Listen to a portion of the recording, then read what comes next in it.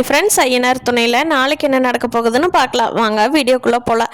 நம்ம சேனல் இன்னும் சப்ஸ்கிரைப் பண்ணாதவங்க சப்ஸ்கிரைப் பண்ணிக்கோங்க. நம்ம சேரனுக்கு எங்கே தான் பொண்ணு பார்த்தாலும் அந்த பொண்ணு வீட்டில் ஜாதகமெல்லாம் கேட்டு கஷ்டப்பட்டு சோழன் ரெடி பண்ணி கொடுத்துட்டாங்க. ஆனால் பொண்ணு வீட்டில் வந்து நாளைக்கு பார்க்கலாம், நாங்கள் வந்து விசாரிக்கிறோம் மாப்பிள்ளை வீட்டில், மாப்பிள்ளையும் வந்து பார்த்துட்டு போகட்டும், நாங்கள் விசாரித்ததுக்கப்புறம் சொல்கிறோம், அடுத்த நாள் வந்து பார்த்துட்டு போகட்டும் அப்படின்னு சொல்லிடுறாங்க புரோக்கர்கிட்ட.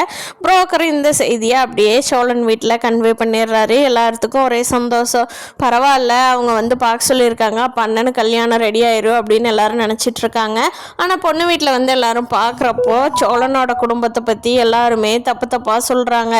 ஏன் அந்த கொலகார குடும்பம் அப்படி இப்படின்னு சொல்லி அவன் ரெண்டாவது பையன் அண்ணனுக்கு கல்யாணம் பண்ணுறதுக்கு முன்னாடியே பண்ணிட்டான், மூணாவது பையன் லவ் பண்ணுறான், போலீஸ்லாம் வருது, கடைசி பையன் வெட்டியாக காலேஜ் போயிட்டு இருக்கான் அப்படின்னு என்னென்னமோ சொல்கிறாங்க. அதனால பொண்ணு வீடு பேக் ஆயிடுறாங்க. கேட்ட சோழன் ஃபேமிலிக்கு பரவாயில்ல, நம்ம அண்ணங்கிட்ட சொல்லல, அது வரைக்கும் சந்தோஷம், வேறு ஏதாவது பார்ப்போம், வேறு பொண்ணு அப்படின்னு சொல்லி நினைக்கிறாங்க. ஆனால் வீட்டில் எல்லாத்துக்கும் ரொம்ப ஒரே வருத்தமாக இருக்குது.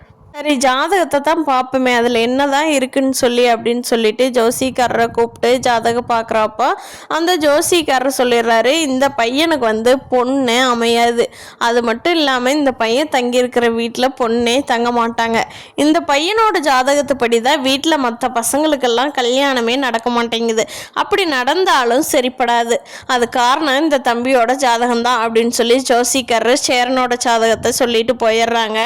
சேரனுக்கு ரொம்ப வருத்தமாக இது, வீட்டுக்குள்ளே உட்காந்துக்கிட்டு அழுன்னு அழுகிறாரு. சே, நம்மனால தான் இவ்வளோ நாள் இந்த வீடு இப்படி இருந்துச்சா, நம்ம இந்த வீட்டில் இருக்கவே கூடாது அப்படின்னு சொல்லிட்டு ஒரு லெட்டர் எழுதி வச்சுட்டு கிளம்பிடுறாரு வீட்டில். காலையில் எல்லாரும் அண்ணனை காணோம் நிலா, சேரன், பாண்டியன், சோழன் எல்லாரும் தேடுறப்போ சேரன் வந்து காணோம். அப்புறம் பார்த்தா ஒரு லெட்டர் எழுதி வச்சிருக்காரு, என்னால் தான் யாருமே நீங்கள் இதாகாமல் இருக்கிறீங்க, இனிமேல் நான் இந்த வீட்டில் இருக்க விரும்பல, நீங்களாவது நிம்மதியாக இருங்கன்னு சொல்லிட்டு லெட்டர் எழுதி வச்சுட்டு போயிடுறாரு. பார்க்கலாம் ஃப்ரெண்ட்ஸ், எல்லாரும் சேர்ந்து வீட்டில் இருக்கிறவங்களா சேரனை எப்படி கண்டுபிடிக்க போகிறாங்க அப்படிங்கிறத. இந்த வீடியோ பிடிச்சிருந்தா லைக் பண்ணிக்கோங்க. நீங்கள் என்ன நினைக்கிறீங்கன்னு கீழே கமெண்ட் பண்ணுங்கள். தேங்க்யூ.